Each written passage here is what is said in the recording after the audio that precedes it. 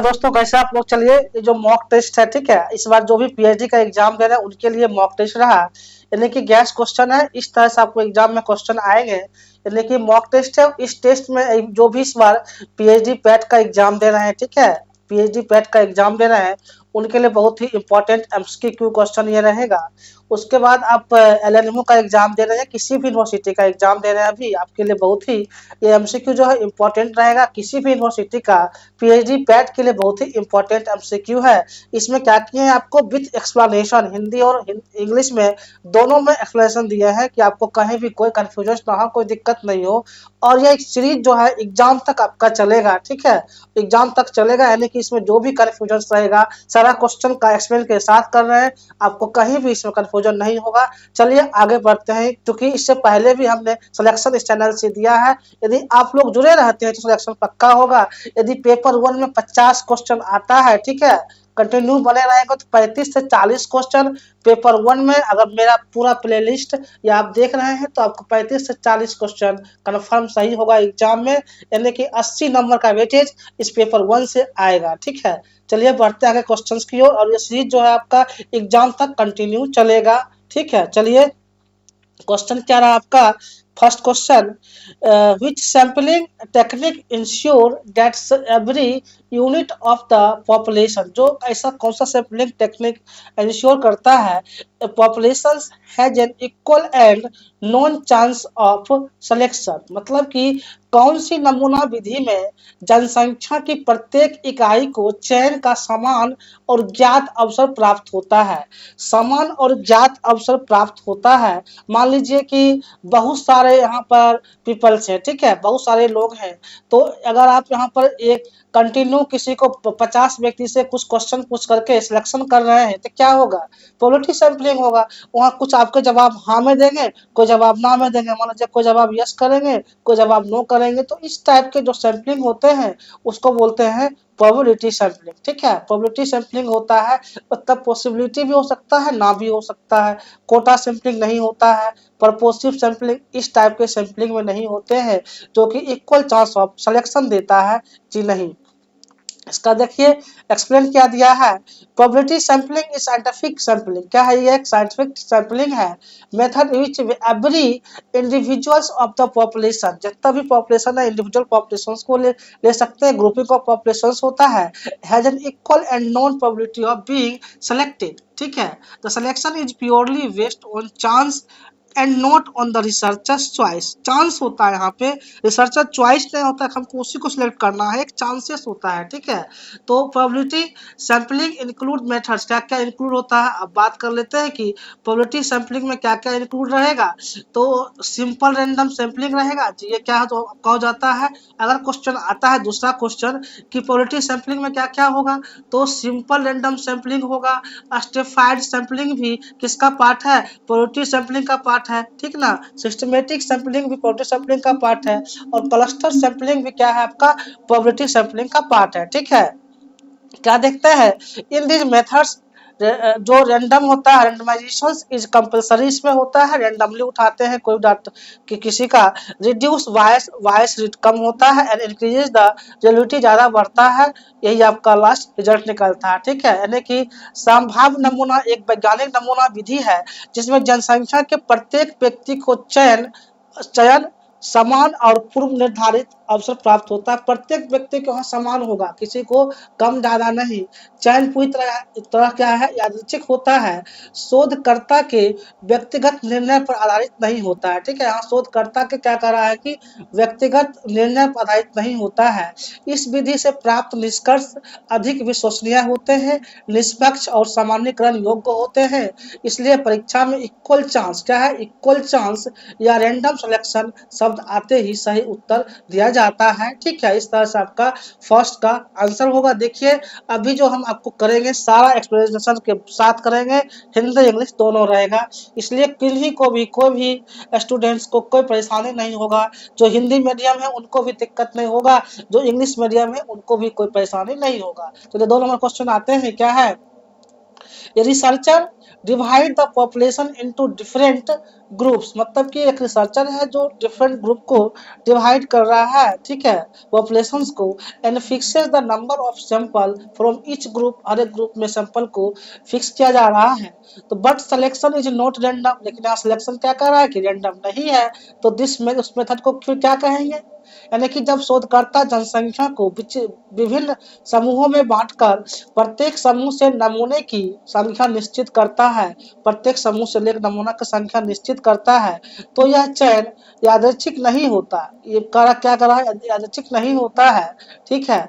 तो उसे क्या कहेंगे ये बताए, तो उसे हम क्या कहेंगे, तो उसे हम कोटा सैंपलिंग कहेंगे। क्या कहेंगे, उसे हम कोटा सैंपलिंग कहेंगे। कोटा सैंपलिंग क्यों कहेंगे, इसको देख लेते हैं। कोटा सैंपलिंग क्या होता है, quota sampling is a non probability sampling technique जी। कोटा सैंपलिंग क्या होता है, आपका पहला नंबर हो गया कि ये नॉन प्रोबेबिलिटी सैंपलिंग होता है। Way the population is divided into category, जो कोटा सैंपलिंग पॉपुलेशन को कैटेगरी में डिवाइड किया जाता है। कैटेगरी क्या है, जेंडर है, एज है, कास्ट है, प्रोफेशंस है, ये सब जो भी डिवाइड करा जाता है ये सब आपका कोटा सैंपलिंग होता है। Quota sampling non probability sampling होता है, आपको इतना याद रखना है। एंड फिक्स्ड कोटा, जो नंबर क्या होता है, फिक्स होता है, डिसाइडेड फ्रॉम ईच ग्रुप में जो फिक्स्ड होता है, ठीक है। However selection with in each group is non random, जो सिलेक्शन होगा क्या होगा, नॉन रैंडम होगा, क्योंकि कोटा क्या है, नॉन रैंडम है, सिलेक्शन नॉन रैंडम होगा। Meaning the researchers choose respondent based conveyance और जजमेंट यहाँ पर चूज करा जाता है, यानी कि कोटा नमूना एक गैर संभव नमूना विधि है, ठीक है, जिसमें जनसंख्या को विभिन्न वर्गों में बांटकर प्रत्येक वर्ग से नमूने को संख्या निश्चित कर दी जाती है, लेकिन चयन यादृच्छिक नहीं होता है। इस चीज को आपको यहाँ पे ध्यान देना होगा, ठीक। अब चलिए इसका इंपॉर्टेंट कुछ पॉइंट क्या है, क्या है आपका स्ट्रेटिफाइड सैंपलिंग क्या होता है, रैंडम सिलेक्शन। अगर एग्जाम में आ जाए क्वेश्चन कि स्ट्रेटिफाइड सैंपलिंग क्या होता है, सीधा बोलेंगे रैंडम सिलेक्शन होता है। कोटा सैंपलिंग क्या होता है, नॉन रैंडम सैंपलिंग होता है। एक तरह से यही की पॉइंट रहा कि आप कर सकते हैं, स्ट्रेटिफाइड सैंपलिंग रैंडम होता है, कोटा नॉन रैंडम होता है। ये एग्जाम में बार बार क्वेश्चन ऐसा पूछा जाता है, ठीक।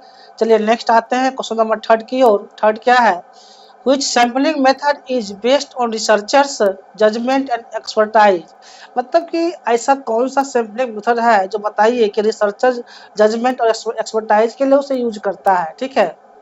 कौन सी नमूना विधि शोधकर्ता के व्यक्तिगत निर्णय और अनुभव पर आधारित होती है, वो आपको बताना है। तो देखिए सैंपल रैंडम ये तो नहीं होगा, स्ट्रेटिफाइड नहीं होता है, जजमेंटल परपोसिव सैंपलिंग यही जो होता है रिसर्चर पर जजमेंट करने के लिए डिपेंड्स करता है, और उसे एक्सपीरियंस के बेस पे भी लिया जाता है, ठीक है। यानी कि परपोसिव को हम जजमेंटल ही बोलते हैं, ठीक है। परपोसिव सैंपलिंग को क्या बोलते हैं, जजमेंटल। अगर आपको यहाँ वर्ड दिख जाएगा है कि परपोसिव लिखा रहे जजमेंटल लिखा है, तो आपको एक ही समझना है कि परपोसिव को जजमेंटल बोलते हैं, ठीक है। और ये एक नॉन प्रोबेबिलिटी टेक्निक है, जहाँ पर where the researchers intentionally select individuals को सिलेक्ट करता है who are consider most suitable for the study, उसके बाद उसको स्टडी करता है, ठीक। तो इसमें क्या क्या इंक्लूड होता है, this method widely used in, इसमें जो होता है क्वालिटेटिव रिसर्च की बात होती है, केस स्टडीज का होता है, एक्शन रिसर्च का। क्वालिटेटिव रिसर्च क्या होता है, इससे पहले बताए थे, जो वर्ड्स के फॉर्म में रहे ना, वर्ड्स के फॉर्म में रहे वो क्वालिटेटिव रिसर्च होता है। केस स्टडीज क्या होता है, मान लीजिए किसी व्यक्ति पे स्टडी करना है, पर्सन पे स्टडी करना है, तो केस स्टडी हो जाएगा। एक्शन रिसर्च किसके लिए होता है, इम्प्रूवमेंट के लिए, ठीक है। अगर इम्प्रूवमेंट होता है, ठीक है, इम्प्रूवमेंट हो या इमीडिएट लिखा हो या इमीडिएट लिखा हो, ठीक है, इमीडिएट लिखा हो, वहाँ आप एक्शन रिसर्च बोलेंगे। एथनोग्राफिक क्या होता है, कल्चर, जो कल्चर का स्टडी होता है आपका, कल्चर का स्टडी होगा वो इथनोग्राफिक होता है, ठीक है। चारों का हमने कंसेप्ट भी आपको दे दिया ताकि आपको दिक्कत ना हो अगर इससे क्वेश्चन भी घुमा के आए एग्जाम में तो, ठीक। यानी कि 110 नमूना में शोधकर्ता अपने ज्ञान, अनुभव और शोध उद्देश्य के आधार पर व्यक्तियों का चयन करता है, इसमें यादृच्छिकता नहीं होती है, ठीक। की पॉइंट क्या है इसका कुछ देख लिया जाए। जब प्रश्न लिखा हो researcher is judgement expert selection होता है, तब प्रपोज बेस्ड यानी कि प्रपोसिव सैंपलिंग का सही होगा, ठीक। अब आते हैं क्वेश्चन नंबर 4। 4 क्या है, ठीक है, चलिए ठीक है। Which sampling method is most prone to bias due to ease of availability of respondent, मतलब कि कौन सी नमूना विधि उत्तरदाताओं की आसान उपलब्धता के कारण पक्षपात से सबसे अधिक प्रभावित होती है। यानी कि जो रिसर्च का जो नमूना होता है एक्चुअली, ठीक है, जो पक्षपात होता है, मतलब कि किसी का निर्णय को अपने में या गलत भी है तो उसको सही कर देना, वो किस सैम्पलिंग में ज्यादा करके होता है, तो वो होता है आपका कॉन्वेंस सैम्पलिंग। क्या है कॉन्वेंस सैम्पलिंग में जो होता है, इसमें चीज ज्यादा होता है पक्षपात लेना, ठीक है। कैसे वो बताते हैं। Convenience sampling select the respondent who are easily available. हाँ, क्या हो जाता है, इजिली अवेलेबल हो जाता है। जैसे क्या है, फ्रेंड्स ले लेते हैं, नियर बाय जो नजदीक का स्टूडेंट्स होता है, इसमें ज्यादा क्या होगा, इसमें ज्यादा मतलब कि लीगल रूप से ये ज्यादा ऑथेंटिक नहीं होगा, जो कि इजिली एसेसिबल पीपल से हो जाता है। और ये क्या होता है आपका फास्ट, चीप और इजी। फास्ट भी होता है, सस्ता भी होता है, इजी भी होता है, क्योंकि डाटा आपको अवेलेबल मिल जाता है हर जगह, ठीक है। बट क्या है, but it suffers from the maximum vice, इसमें ज्यादा वाइसनेस आएगा, एंड पुअर रिप्रेजेंटेटिवनेस आएगा, क्योंकि आपने बहुत ही प्रेफरेंस से स्टूडेंट से कलेक्ट करे हैं तो उसमें वाइसनेस तो आएगा ही। यानी कि सुविधाजनक नमूना में वही लोग चुने जाते हैं जो आसानी से उपलब्ध हो, यानी कि जो आसानी से उपलब्ध हो उसी को चुना जाता है। हालांकि यह समय और लागत बचाता है, आपको समय और लागत का बचत होता है। इसमें पक्षपात की संभावना सबसे अधिक होती है, यानी पक्षपात क्या होता है, इसमें सबसे ज्यादा निकल के आता है पक्षपात। इसलिए इसे साइंटिफिक रिसर्च में कमजोर माना जाता है, इसलिए इसको साइंटिफिक रिसर्च में नहीं लिया जाता है, ठीक है।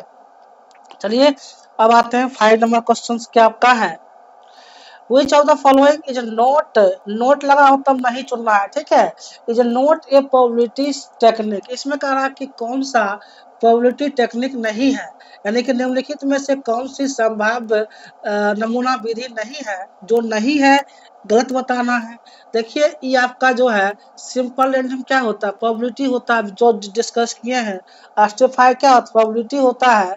क्लस्टर क्या होता है, प्रोबेबिलिटी। तीनों आपका क्या हो जाता है, प्रोबेबिलिटी सैंपलिंग हो जाता है, ठीक है। तो ये कोटा क्या होगा, कोटा आपका जो है ये नॉन प्रोबेबिलिटी सैंपलिंग होगा, इसे आपको ध्यान रखना है। ये जो आपका हो जाएगा नॉन प्रोबेबिलिटी सैंपलिंग होगा, ठीक है। आपका यहाँ पर डी ऑप्शन बिल्कुल राइट होगा। क्यों होगा, ऑलरेडी डिस्कस किया, फिर भी एक्सप्लेन देख लेते हैं। क्या explanation, in probability sampling random selection is mandatory, इसमें रैंडम सिलेक्शन मैंडेटरी होता है। And and each unit has equal chance, हाँ इक्वल चांसेस की बात होती है। Quota sampling has falls, this condition में कोटा सैंपलिंग नहीं आता है, इसलिए वो रैंडम होता है, ठीक है। यानी कि संभाव्य नमूना में यादृच्छिक चयन अनिवार्य होता है, समझे, जबकि कोटा नमूना में चयन शोधकर्ता सुविधा पर आधारित होता है। यही कारण है कि यहाँ पे जो है आपका नॉन प्रोबेबिलिटी सैंपलिंग कौन हो गया, कोटा सैंपलिंग हो गया, ठीक है। फाइनल क्या है इसका कुछ, और बस प्रश्न में लिखा हो इक्वल चांस तो रैंडम होगा, इक्वल चांस देखिए एक ट्रिक है, इक्वल चांस लिखा रहेगा तो आपको रैंडम समझना है, साइंटिफिक सैंपलिंग प्रोबेबिलिटी को आपको करना है, ठीक। चलिए, और साइंटिफिक कुछ रहेगा प्रोबेबिलिटी होगा। नेक्स्ट आते हैं, अगर लिखा हो फिक्स नंबर तो रैंडम होगा, कुछ नंबर फिक्स्ड होता है, non random researcher choice non probability. अब आते हैं क्वेश्चन नंबर 6 की ओर। 6 क्या है, control group and experimental group are identical except for, यानी कि नियंत्रक समूह और प्रयोगात्मक समूह किस चर के अतिरिक्त पूर्णतः समान होते हैं। यानी कि नियंत्रक समूह और प्रयोगात्मक समूह जो पूर्णतः समान होते हैं वो कौन है इसमें से, वो आपको बताना है, ठीक है। वो आपका इंडिपेंडेंट वेरिएबल होता है, जिसमें दोनों का दोनों क्या होता है, समान होता है, ठीक है। इसका एक्सप्लेन क्या है, in an experimental study only difference between the control group and the experimental group is independent variable। यहाँ जो होता है ना एक्सपेरिमेंटल, यानी कि जब एक्सपेरिमेंट होता है तो चलिए वहाँ पर आपका कंट्रोल वेरिएबल होता है और वहाँ पर इंडिपेंडेंट वेरिएबल को लिया जाता है, ठीक है। कंट्रोल ग्रुप हुआ और इंडिपेंडेंट वेरिएबल जो होता है ये एप्लीकेबल किस में होता है, एक्सपेरिमेंटल रिसर्च में होता है, ठीक है। which is deliberately manipulated by the researcher, और वहाँ पे रिसर्च करा जाता है। ठीक, यानी कि इसमें ओवरऑल हम देखते हैं कि all other variables, all other, ठीक है, all other variables, extraneous variables are control so that the effect of independent variable को कंट्रोल करता है, और dependent variable can be cleared observe, और डिपेंडेंट वेरिएबल क्या करता है, ऑब्जर्व करता है। ठीक है, अब हिंदी देख लेते हैं कि प्रयोगात्मक अध्ययन में नियंत्रण समूह और प्रयोगात्मक समूह के बीच एकमात्र अंतर स्वतंत्र चर का होता, क्या होता है, स्वतंत्र चर का अंतर होता है, जिसे शोधकर्ता जानबूझकर बदलता रहता है। यही कारण है कि कारण कार्य, कॉज इफेक्ट जो होता है, संबंध स्थापित किया जा सकता है कॉज और इफेक्ट में। ठीक है, अगर आपका यहाँ डिपेंडेंट वेरिएबल है तो आउटकम होगा, इंडिपेंडेंट है तो कॉज इफेक्ट होगा। ठीक है, कॉज होगा। चलिए नेक्स्ट आते हैं क्वेश्चन नंबर 7 की ओर।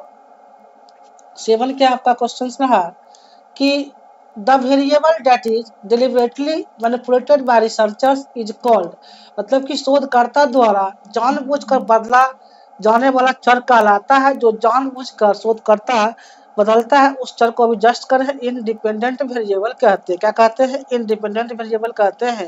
यानी कि the independent variable is the cause introduced और मैनिपुलेटेड बाय द रिसर्चर्स, उसको मैनिपुलेट करता है, और मैनिपुलेट तभी होता है जब वो इंडिपेंडेंट वेरिएबल होता है, तभी आप उसे मैनिपुलेट कर सकते हैं।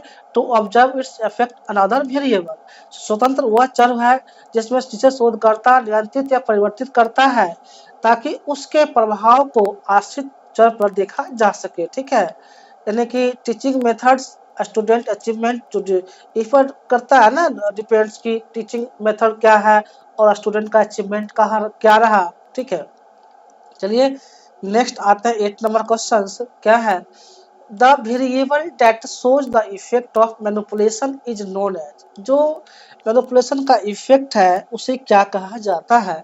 ठीक है, जिस चर पर स्वतंत्र चर का प्रभाव दिखाई देता है, कि स्वतंत्र होता है, वह कहलाता है डिपेंडेंट वेरिएबल। जो स्वतंत्र होता है क्या कहलाएगा, वो डिपेंडेंट वेरिएबल कहलाएगा। और देख लेते हैं, the dependent variable is outcome variable. ठीक है, डिपेंडेंट वेरिएबल क्या होता है आपका, आउटकम वेरिएबल होता है, which changes due to manipulations of the independent variable. अगर चेंजेस करना होता है तो वो इंडिपेंडेंट वेरिएबल में होता है, और डिपेंडेंट वेरिएबल क्या होता है, स्वतंत्र होता है। यानी कि आश्रित चर वह परिणामात्मक चर है जो स्वतंत्र चर के परिवर्तन पर निर्भर करता है। कॉज रहेगा तो इंडिपेंडेंट रहेगा, इफेक्ट रहेगा डिपेंडेंट रहेगा। ठीक है, अब आते हैं क्वेश्चन नंबर 9 की ओर। 9 क्या है, which variable can disturb the relationship between independent and dependent variable, यानी कि क्या डिस्टर्ब करता है ये, मतलब कि रिलेशनशिप के किसका, इंडिपेंडेंट और डिपेंडेंट वेरिएबल का। इफ नॉट कंट्रोल, जब कंडीशन कंट्रोल नहीं हो। ठीक है, यदि नियंत्रित न किया जाए तो कौन सा चर स्वतंत्र और आश्रित चर के संबंध को प्रभावित कर सकता है, वो कौन सा चर होगा, तो आपका ये बाहरी चर होगा, जो कि एक्सटेनियस क्या होता है, एक्सटेनियस वेरिएबल होता है। ठीक है, बाहरी चर यहाँ पे होता है, क्या है, एक्सटेनियस वेरिएबल जो होता है, और अनवांटेड वेरिएबल, कहीं से बाहर से अगर घुस गया तो दोनों का रिलेशनशिप को खराब कर देगा ये। ठीक है, दैट में influence the dependent variable and distort the result. ठीक है, उस रिजल्ट को ये कर देता है, खत्म कर देता है। जो भी मान लीजिए आप एक्सपेरिमेंट कर रहे हैं लैब में, ठीक है, एक्सपेरिमेंट अगर लैब आप कर रहे हैं और कोई बाहरी चर आ गया, ठीक है, एक्सपेरिमेंट आपका कंट्रोल कंडीशन में है, जो कि आपको कंट्रोल कंडीशन में है, ठीक ना, और कोई बाहरी चर यहाँ पे आ जाएगा, बाहरी चर आ जाएगा एक्सटेनियस, तो क्या होगा, आपके पूरे रिसर्च को खत्म बर्बाद कर देगा, रिजल्ट ही सही से नहीं आएगा। तो इस चीज को आपको ध्यान देना होता है। ठीक है, बाह्य चर वे अवांछित चर है जो शोध परिणामों को भ्रामक बना सकते हैं, जो रिजल्ट आएगा, रिजल्ट आपका वो अलग कर सकता है, इसलिए प्रयोगात्मक अध्ययन इन्हें नियंत्रित किया जाता है। ठीक है, अब आते हैं क्वेश्चन नंबर 10 की ओर। 10 क्या है, ठीक है, तो क्या है, हाँ चलिए, experimental studies are primary based on, जो आपका स्टडी होता है एक्सपेरिमेंटल, वो प्राइमरी बेस्ड किस पर बेस होता है, यानी कि प्रयोगात्मक अध्ययन मुख्यतः किस पर आधारित होते हैं, ये चीज है। तो मैनिपुलेशन, अगर ये एक्सपेरिमेंट कर रहे हैं तो आपको मैनिपुलेशन यहाँ पे देखना ही होता है, यानी कि एक्सपेरिमेंटल रिसर्च में मैनिपुलेशन होता है। और एक्सपेरिमेंटल में एक चीज और होता है जो आप याद रखेंगे, कॉज एंड इफेक्ट, ठीक है, ये आपको दिखा मिल जाए तो ये आपका जो पार्ट है एक्सपेरिमेंटल का ही पार्ट है, ठीक ना। चलिए, the core features of experimental research is manipulation of the independent variable under control condition, यानी कि जब मैनिपुलेशन होगा तो वेरिएबल कैसा होगा, इंडिपेंडेंट होगा और कंट्रोल कंडीशंस में होता है, ठीक ना, ये चीज ध्यान रखेंगे। मैनिपुलेशन होगा तो इंडिपेंडेंट वेरिएबल होगा लेकिन कंडीशन कंट्रोल्ड रहेगा, ठीक ना। यानी कि प्रयोगात्मक अध्ययन की सबसे प्रमुख विशेषता है स्वतंत्र चर का नियंत्रित रूप से परिवर्तन, यानी कि जो स्वतंत्र चर होगा उसका नियंत्रित रूप से परिवर्तन होगा, इसी कारण परिणाम संबंध सिद्ध होता है, ठीक है। चलिए अब आते हैं क्वेश्चन नंबर 11 की ओर। 11 क्या रहा आपका, Which of the following is the best example of categorical variable? अब बताना है कि कैटेगरिकल वेरिएबल में आपका बेस्ट एग्जांपल क्या रहा। निम्नलिखित में से कौन सा श्रेणीगत चर का सर्वोत्तम उदाहरण है, तो आपका रिलीजन होगा, जो धर्म है ना ये श्रेणीगत चर का उदाहरण है, ठीक है, कैटेगरी का उदाहरण है। कैसे होगा, तो एक categorical variable represents the qualitative category को रिप्रेजेंट करता है, नॉट और न्यूमेरिकल वैल्यू या न्यूमेरिकल वैल्यू को रिप्रेजेंट नहीं करता है, जो कि आपका कैटेगरिकल होता है, ठीक है। धर्म, लिंग, जाति आदि श्रेणीगत चर होते हैं क्योंकि इन्हें संख्यात्मक रूप से नहीं मापा जाता है। एक उसको हम संख्यात्मक रूप से नहीं माप सकते हैं, जैसे एज, इनकम, जीपीए क्वांटिटेटिव होता है ना, अब जस्ट बताया कि ये नंबर्स के फॉर्म में होंगे तो आपका ये क्वांटिटेटिव हो जाते हैं, ठीक है। चलिए नेक्स्ट आते हैं 12 नंबर क्वेश्चन क्या कह रहा है,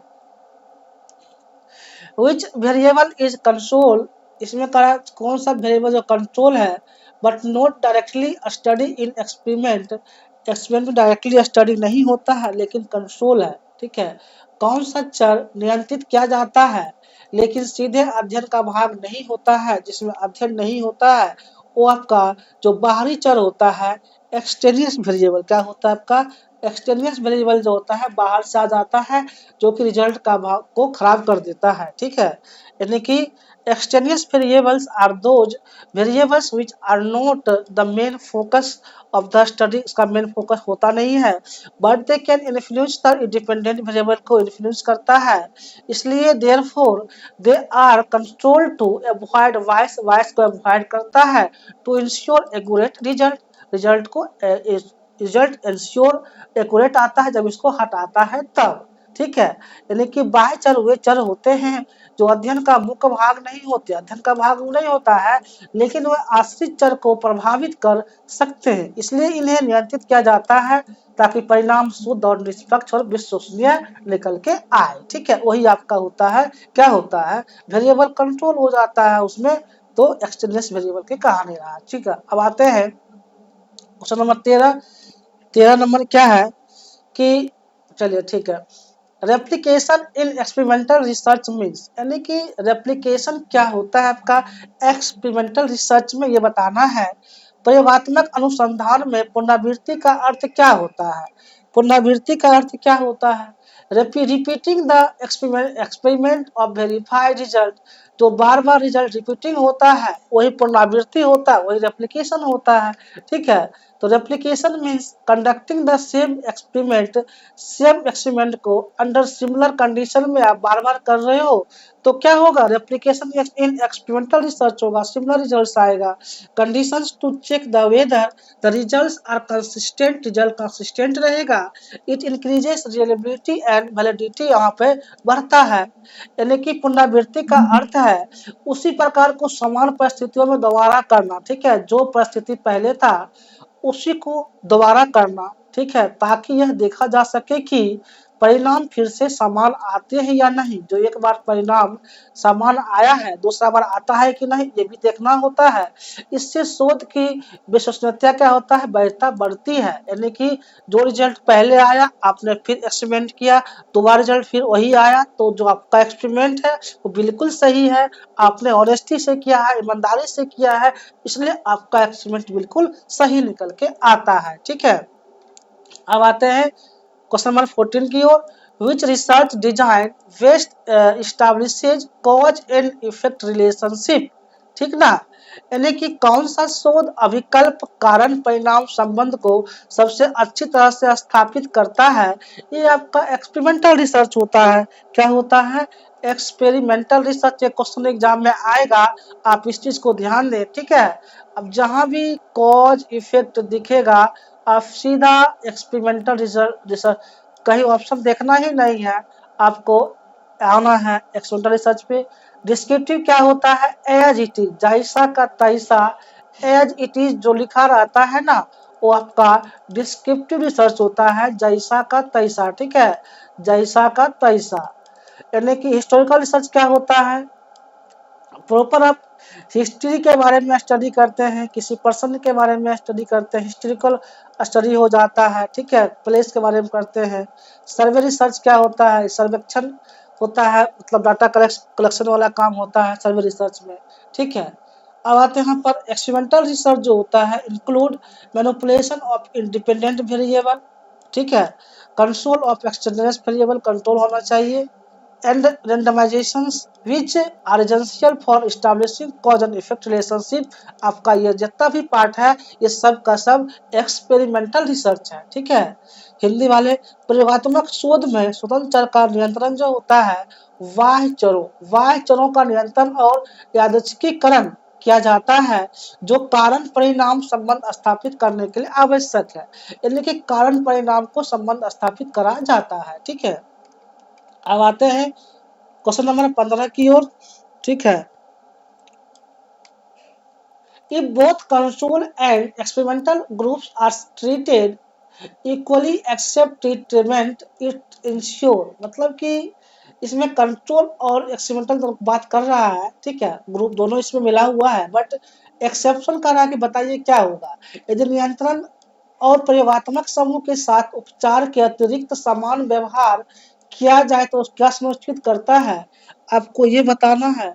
तो वह वैलिडिटी ऑफ रिजल्ट, मेरा रिजल्ट सही आएगा, इस चीज को वो क्लियरिफाई करता है। ठीक है, यानी कि equal treatment ensure that any observe change in independent variable is only due to the independent variables thereby increasing internal validity। ठीक है, समान व्यवहार यह सुनिश्चित करता है कि आश्रित चर में आया परिवर्तन केवल स्वतंत्र चर के कारण जिससे अधिक वैधता बढ़ती है ये पर डिपेंड करता है। ठीक है, आपका यहाँ पर वैलिडिटी ऑफ रिजल्ट्स आ जाएगा।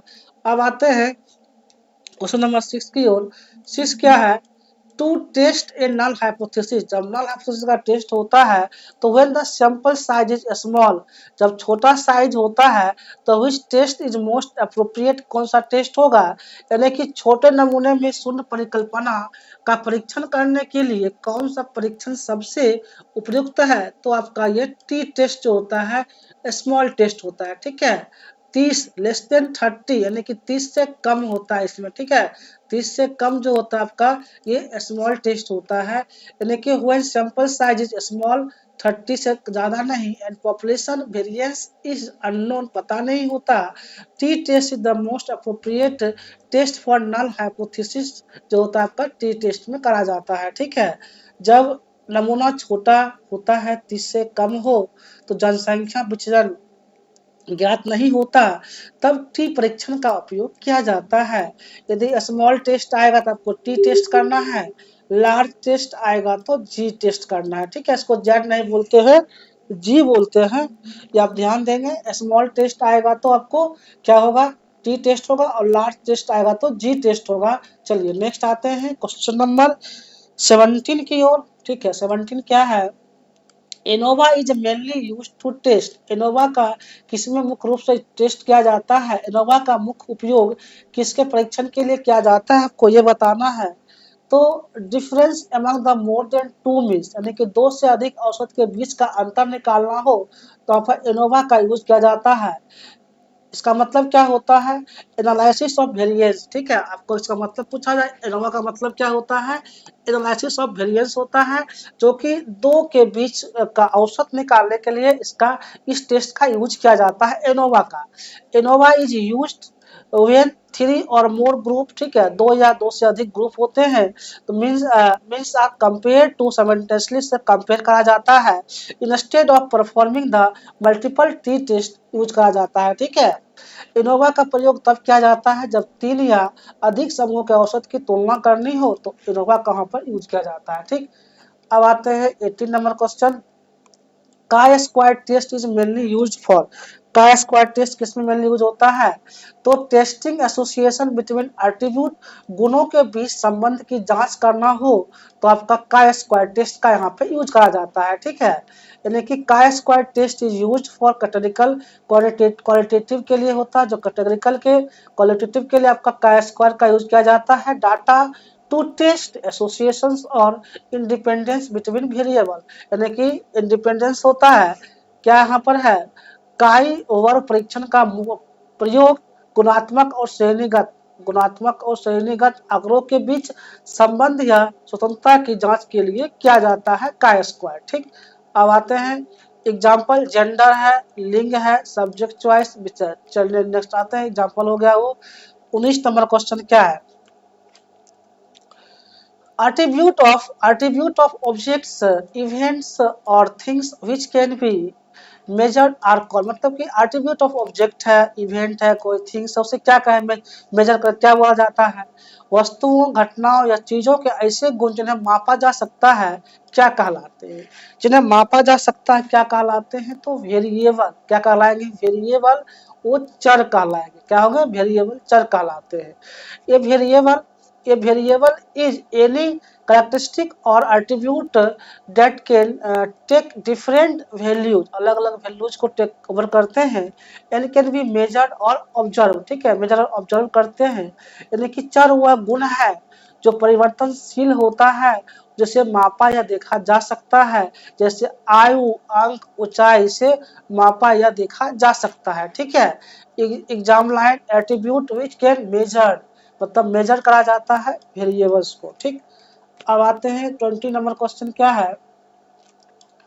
Which of the following is not a statistical test? इसमें से कह रहा है कि कौन सा स्टैटिस्टिकल टेस्ट नहीं है, निम्नलिखित में से कौन सा सांख्यिकीय परीक्षण नहीं है?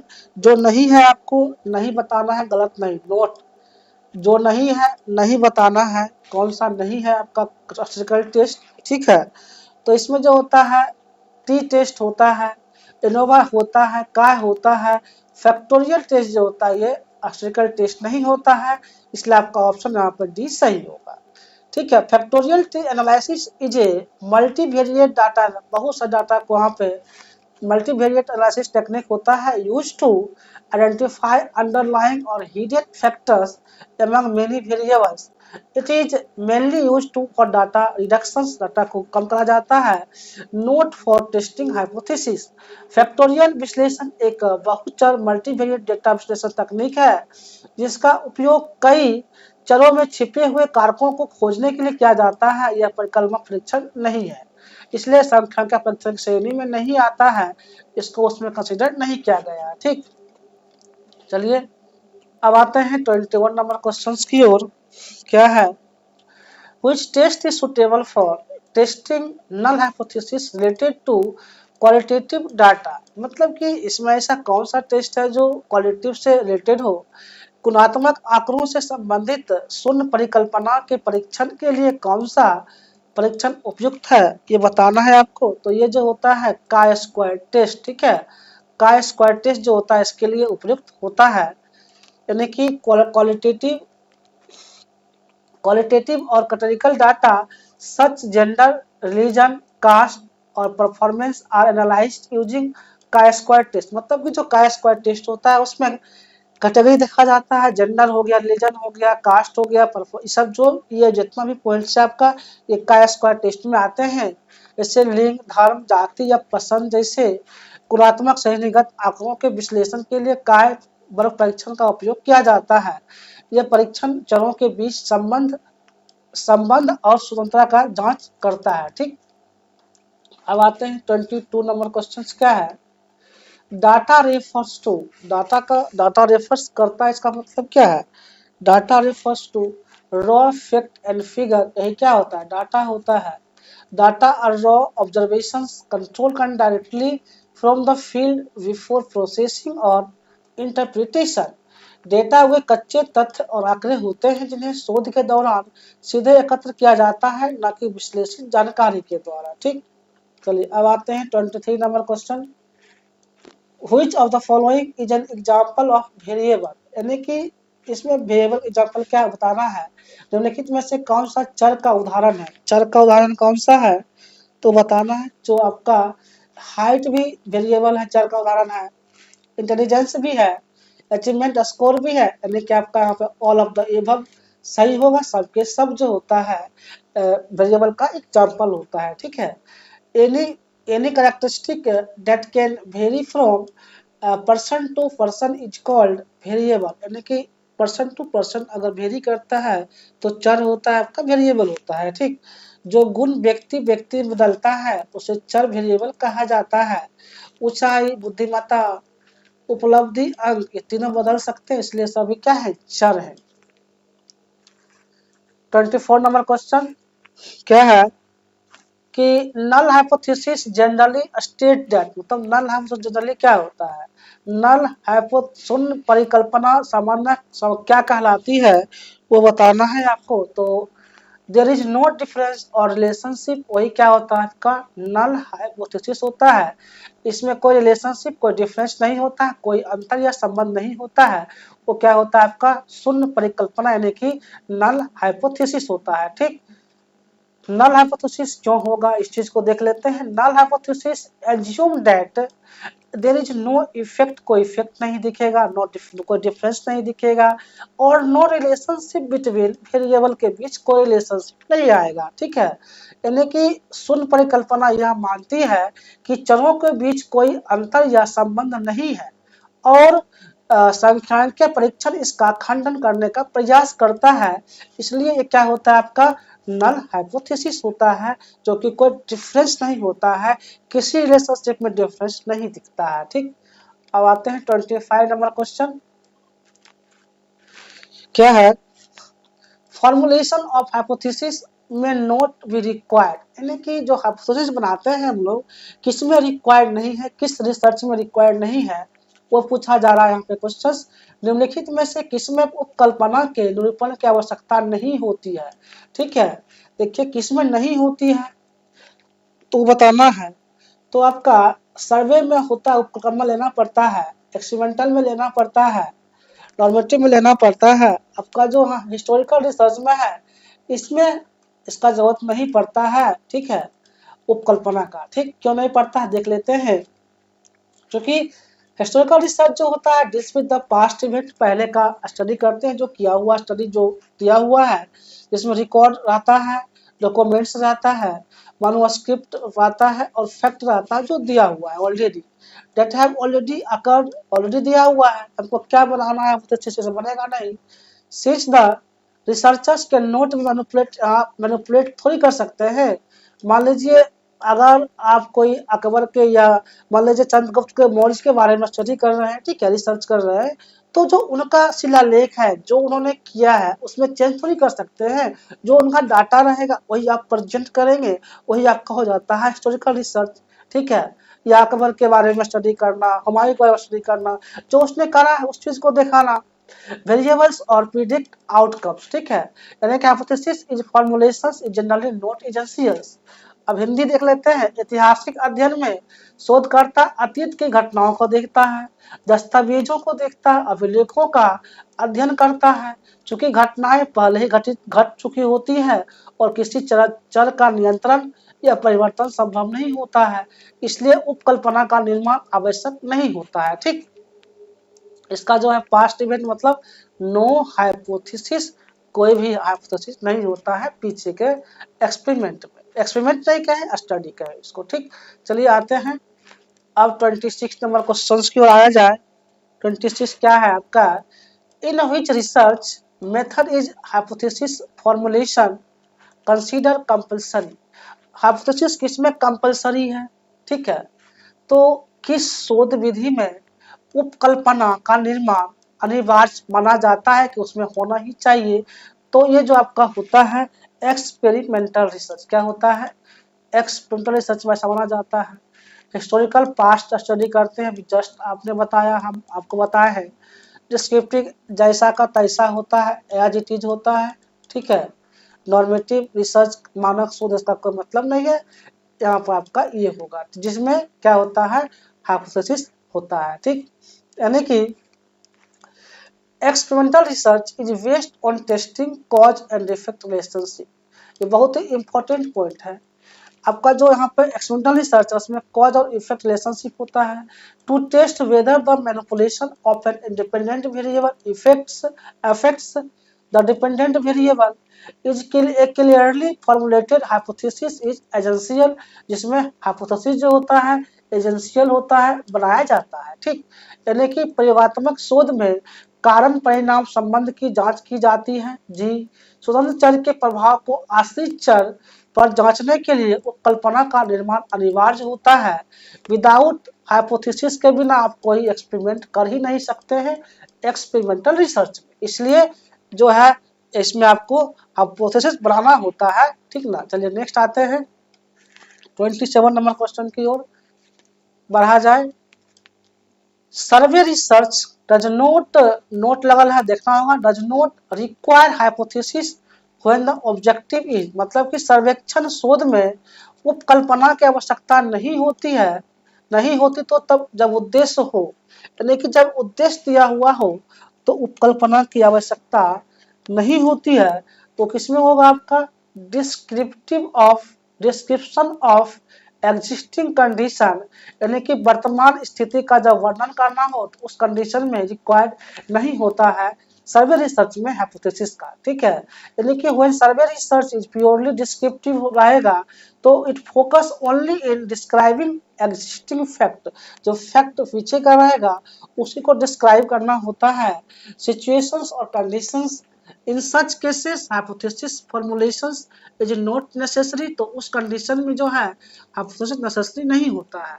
जब जब सर्वेक्षण शोध केवल विवरणात्मक डिस्क्रिप्टिव होता है और वर्तमान स्थिति का चित्रण करता है तब उपकल्पना की आवश्यकता नहीं होती है। यही आपका जो होता है सर्वे रिसर्च में क्या रिक्वायर्ड नहीं है, इस चीज को सॉल्व करता है, ठीक। यानी कि survey research sometimes yes sometimes no, depend on objective पे डिपेंड करता है कि ऑब्जेक्टिव कैसा है। अब आते हैं 28 नंबर क्वेश्चंस की ओर, क्या है, normative studies are mainly concern with, यानी कि आपका नॉर्मेटिव स्टडीज किसमें रहता है, मानक अध्ययन मुख्य रूप से किससे संबंधित होते हैं, मानक अध्ययन, ठीक है। तो ये आपका जो होता है आइडियल्स, वैल्यूज एंड नॉर्म्स, आदर्श मूल्य और मानक जो होता है आपका नॉर्मेटिव स्टडीज का मतलब कि इससे कंसर्न होता है, ठीक है।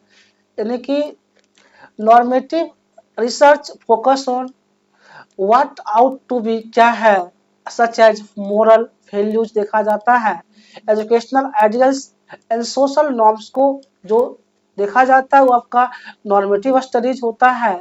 Since it does not variable, statically variable यहाँ नहीं होता, hypothesis formulation is not required, यहाँ पर हाइपोथेसिस फॉर्मुलेशन रिक्वायर्ड नहीं होता है, ठीक है। यानी कि मानक अध्ययन का संबंध आदर्शों, मूल्यों और सामाजिक मानकों से होता है। इसमें चरों का परीक्षण नहीं किया जाता है, इसलिए उपकल्पना की आवश्यकता नहीं होती है, ठीक। अब आते हैं 29 नंबर क्वेश्चन, क्या है, देखा जाए 29 number question, which of the following best explain why hypothesis is unnecessary in historical research, मतलब कि निम्नलिखित में से कौन सा कारण ऐतिहासिक शोध में उपकल्पना न होने का सबसे उचित कारण है, कौन सा कारण है जिसमें हिस्टोरिकल रिसर्च में उपकल्पना नहीं होता है। तो इवेंट हैव ऑलरेडी अकर्ड, घटनाएं पहले ही घटित होती है, इसलिए इसमें हाइपोथेसिस की आवश्यकता नहीं होती है हिस्टोरिकल रिसर्च में, ठीक है। यानी कि since historical research studies completed past event there is no scope for predictions और मैनिपुलेशंस। यहाँ पे किसी की आवश्यकता ही नहीं होती है क्योंकि वो घटना पहले ही घटित होती है, ठीक है। इसलिए hypothesis formulation is not compulsory, यहाँ पर हाइपोथेसिस फॉर्मुलेशन कंपल्सरी नहीं है। यानी कि इतिहास शोध में घटनाएं पहले ही घट चुकी होती है, इसलिए न तो भविष्यवाणी की जाती है न ही चर बदले जाते हैं, तो इसी कारण उपकल्पना की आवश्यकता यहाँ पे नहीं होती है। अब आते हैं 30 नंबर क्वेश्चन की ओर। क्या है, what type of research would be least likely to include a research hypothesis? किस प्रकार के शोध में शोध परिकल्पना शामिल होने की संभावना सबसे कम होती है? जिसमें शोध परिकल्पना शामिल होने की संभावना कम होती है तो आपका ये डिस्क्रिप्टिव रिसर्च होता है। इसमें क्या होता है, जैसा का तैसा एज इट इज बताए थे रहेगा तो आपका वो डिस्क्रिप्टिव रिसर्च होता है, ठीक है। तो descriptive research is focus on the describing characteristic, उसका कैरेक्टर डिस्क्राइब करा जाता है, सिचुएशन देखा जाता है, फेनोमेना विदाउट टेस्टिंग कॉज और इफेक्ट इसमें नहीं रहता है। कॉज और इफेक्ट किसमें होता है, एक्सपेरिमेंटल रिसर्च में होता है, ठीक है। यानी कि वर्णनात्मक शोध का उद्देश्य केवल तथ्यों का वर्णन करना होता है, न कि कारण परिणाम संबंध की जांच करना होता है, इसलिए इसमें परिकल्पना बढ़ाना आवश्यक नहीं होता है, ठीक है। चलिए अब आते हैं 31 नंबर क्वेश्चन की ओर। एन एजुकेटेड गैस, ठीक है, an educated guess about what is controlling some behaviour is called, किसी व्यवहार को नियंत्रित करने वाले कारक के बारे में शिक्षित अनुमान को क्या कहा जाता है? यानी कि जो शिक्षित अनुमान होता है उसे क्या कहा जाता है, इस चीज को बताना है तो उसको जो है हाइपोथेसिस कहते हैं। क्या कहते हैं, हाइपोथेसिस। यानी कि आपका ये टेंटेटिव आइडिया भी होता है, इसको हम टेंटेटिव भी बोलते हैं, आप याद रख लेते हैं टेंटेटिव, ठीक है। इसको टेंटेटिव के नाम से भी क्वेश्चन आ जाता है कि क्या होता है हाइपोथेसिस, तो आपको टेंटेटिव याद रखना है, ठीक। अब हाइपोथेसिस इज टेंटेटिव होता है, टेस्टेबल स्टेटमेंट होता है, प्रिडिक्टिंग रिलेशनशिप बिटवीन वेरिएबल्स होता है, उपकल्पना एक अस्थायी परीक्षण योग्य कथन होता है जो चरों के संबंध का अनुमान लगाता है, ठीक। अब आते हैं 32 नंबर क्वेश्चन की ओर। क्या आपका है, which research always involve manipulation, manipulation किस रिसर्च में इन्वॉल्व होता है, मैनिपुलेशन ऑफ वेरिएबल। तो इतना करने से आपको आंसर मिल जाएगा, ये एक्सपेरिमेंटल रिसर्च आपका बिल्कुल यहाँ पे सही होगा, ठीक है। तो एक्सपेरिमेंटल रिसर्च क्या होता है, एक्सपेरिमेंटल रिसर्च डेलिबरेटली मैनिपुलेट करा जाता है उसमें independent variable to observe effect को देखा जाता है, ठीक है।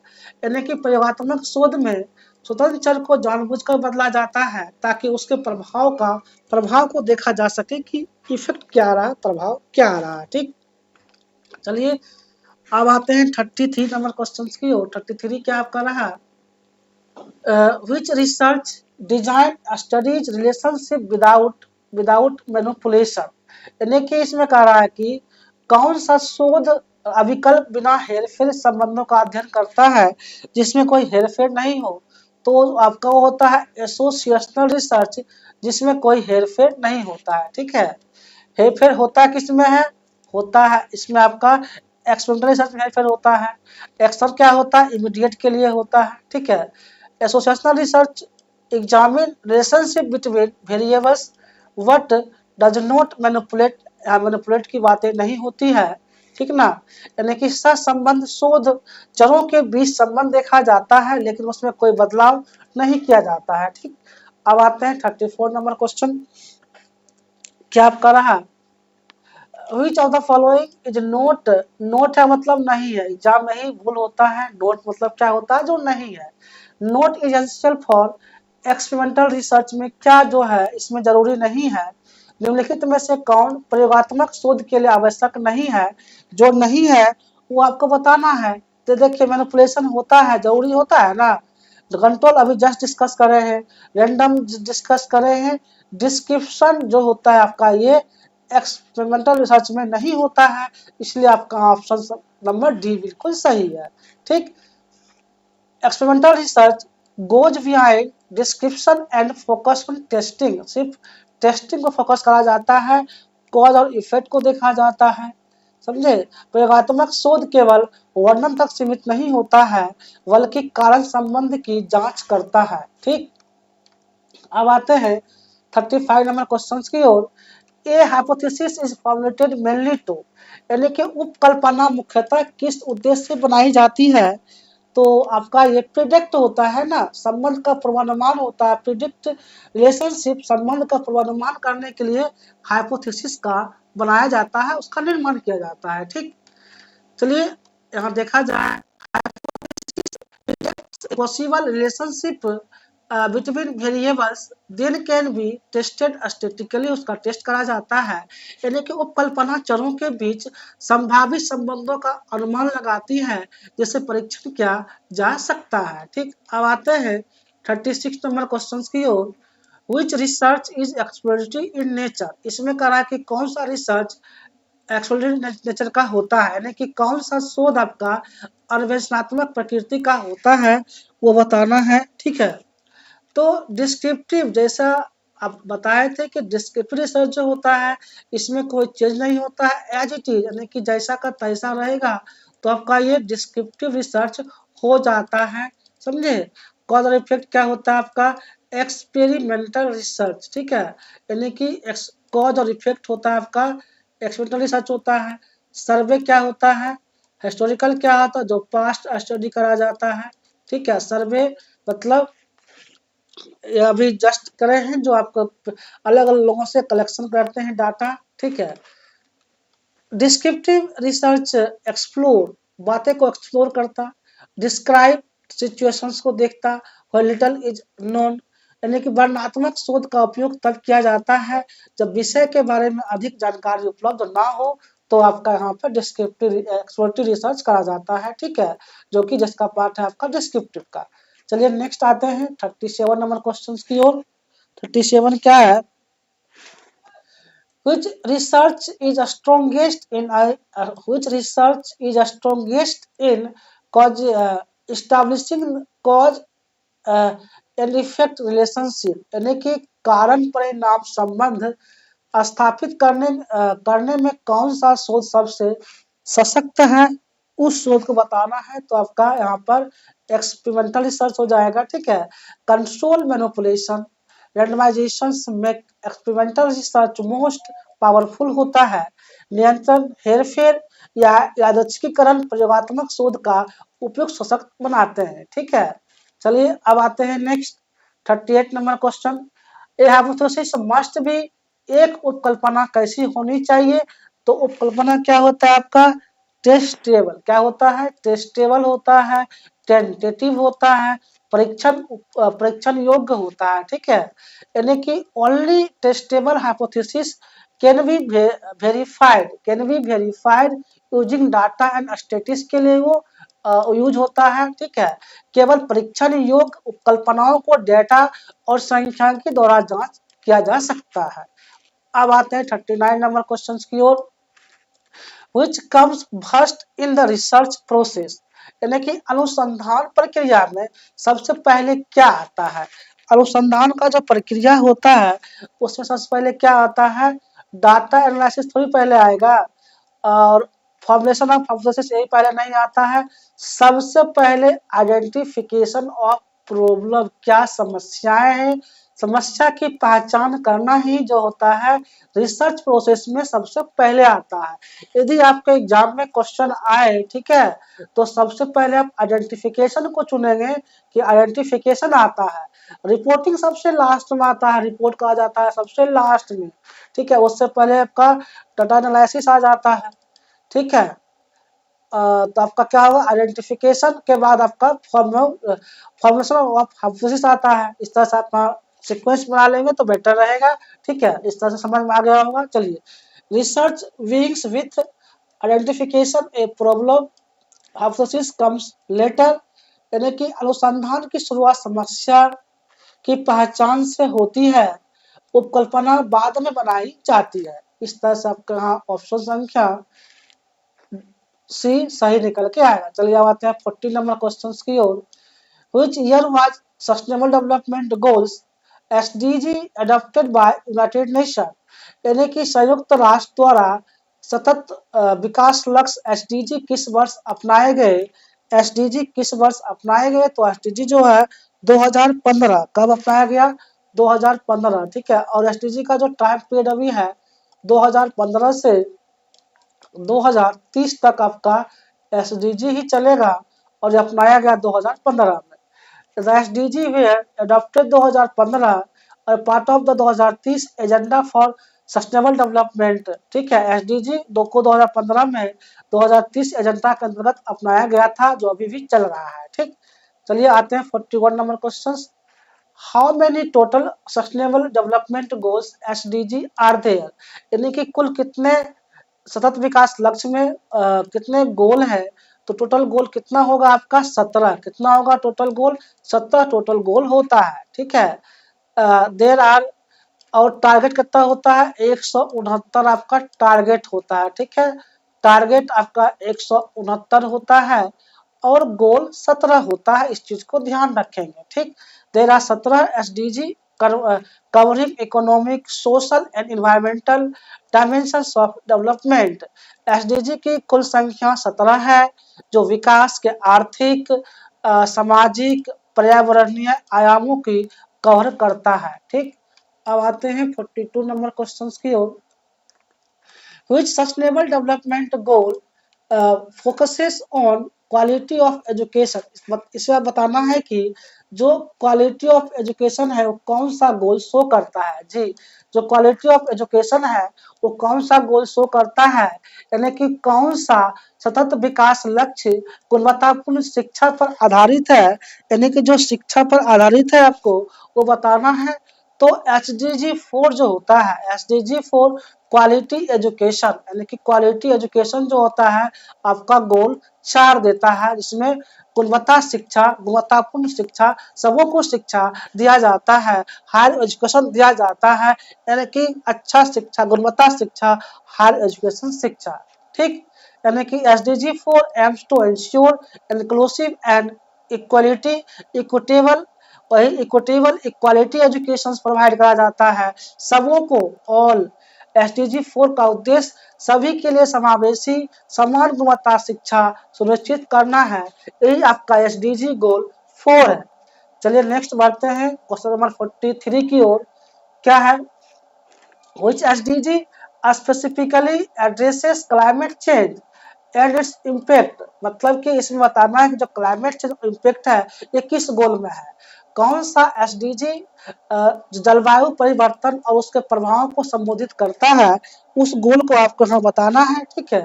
वो गोल जो है 13 है। क्या गोल है आपका? वो गोल 13 है, यानी कि एसडीजी 13, जिसमें क्लाइमेट एक्शन यानी कि जलवायु कार्रवाई को देखा जाता है, ठीक। यानी कि SDG 13 focus on urgent action to combat climate change and its impact. जो भी क्लाइमेट चेंज पर इम्पैक्ट होता है वो गोल 13 में देखा जाता है। सस्टेनेबल डेवलपमेंट गोल 13 जलवायु परिवर्तन से निपटने के लिए तत्काल कार्रवाई पर जोर देता है। जी, अब आते हैं 44 क्वेश्चन की ओर। which sustainable development goal promote the peace शांति, जस्टिस, स्ट्रॉन्ग इंस्टीट्यूशंस, ये किस गोल में होता है? कौन सा एसडीजी शांति, न्याय और मजबूत संस्थानों को बढ़ावा देता है, उस गोल को आपको बताना है, ठीक है। तो ये जो गोल आपका होगा पीस गोल 16, कौन सा गोल होगा? गोल 16 जो होता है आपका peace, justice and strong institutions को बढ़ावा देता है, यानी कि गोल आपका यहाँ पर 16 बिल्कुल सही होगा, ठीक है। अब आते हैं गोल 16 क्या है? emphasizes inclusive institutions, rule of law and access to justice। SDG 17 समावेशी संस्थानों, ठीक है, कानूनों के शासन, न्याय तक पहुंच पर जोर देता है। अब आते हैं इस चीज का लास्ट क्वेश्चन, फिर मिलेंगे नेक्स्ट चीज में आपसे। विच SDG emphasizes global partnership to achieve sustainable development यानी कि कौन सा एसडीजी सतत विकास के लिए वैश्विक साझेदारी पर जोर देता है। जो वैश्विक साझेदारी होगा वो किस पे जोर देता है, तो ये आपका गोल जो होता है एसडीजी 17 लास्ट गोल जो होता है पार्टनरशिप फॉर द गोल्स, ठीक है, लक्ष्यों की साझेदारी पर जोर देता है। ये गोल 17 होता है। कौन सा गोल होता है, गोल 17 होता है, ठीक है। यानी कि SDG highlighted SDG 17 highlights the international cooperation, finance, technology transfer and capacity building, ठीक है। SDG 17 अंतर्राष्ट्रीय सहयोग, वित्त, प्रौद्योगिकी हस्तांतरण और क्षमता निर्माण प्रमुखता देता है। यानी कि आपका ये गोल 17 होता है। जो अंतर्राष्ट्रीय लेवल की जो बातचीत होती है वो गोल 17 के बेस पे ही होता है। इस तरह से आप लोगों के बीच आज मैंने जो क्वेश्चन एक्सप्लेन करा है प्रॉपर चीजें बने रहे, ठीक है। बने रहेंगे तो अब सीज एग्जाम तक आप लोग को आएगा। जो पीएचडी का एग्जाम भी होने वाला है, एलएलयू का है या किसी भी यूनिवर्सिटी का एग्जाम होगा तो आपके लिए बहुत ही इंपॉर्टेंट एमसीक्यू है। इसमें एक खास बात आपका है कि दोनों हम हिंदी और इंग्लिश दोनों का एक्सप्लेन देना है, ठीक है। इससे आपको बहुत ही सहूलियत होगा एग्जाम में, ताकि आपको वहाँ ये ना लगे क्वेश्चन कुछ नया आया है, सब क्वेश्चन पढ़ा हुआ आया है, ठीक है। ये आपके लिए एक बहुत बड़ा पॉइंट रहेगा। चलिए इस लेक्चर को यहीं पर रखते हैं, अब मिलेंगे हम नेक्स्ट लेक्चर में। Thank you watching for this lecture.